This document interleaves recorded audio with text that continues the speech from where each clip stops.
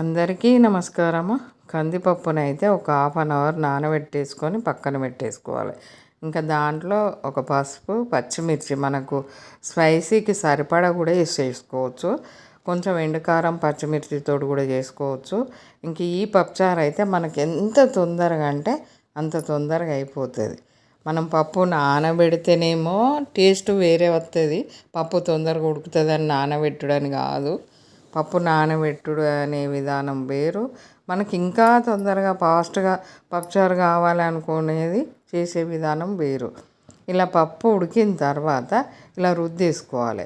ఇటు పప్పు మనకు ఉడుకుతూ ఉంటే పక్కన పొయ్యి మీద చింతపండు రసం కావాల్సినంత తీసేసుకొని దాంట్లో దోసకాయలు, టమాటాలు, ఉల్లిగడ్డలు ఇలా రసంలో వేసి కొంచెం కారము, ఉప్పు, పప్పుచారుకు తగ్గట్టు ఉప్పు వేసేసుకోవాలి.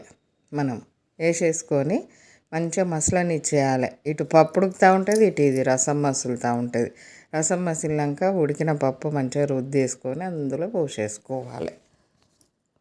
మసిలిన రసమును పప్పు బాగా ఇలా కలిపేసి పొయ్యి మీద పెట్టి మళ్ళీ ఒకసారి మసులుతూ ఉంటుంది. ఇప్పుడు రెండోసారి ఇది మసలడం టేస్ట్ అయితే చాలా బాగుంటుంది. ఇలా మసిలేటప్పుడే కరివేపాకు వేసుకోవాలి, ముందు అస్సలు వేయకూడదు.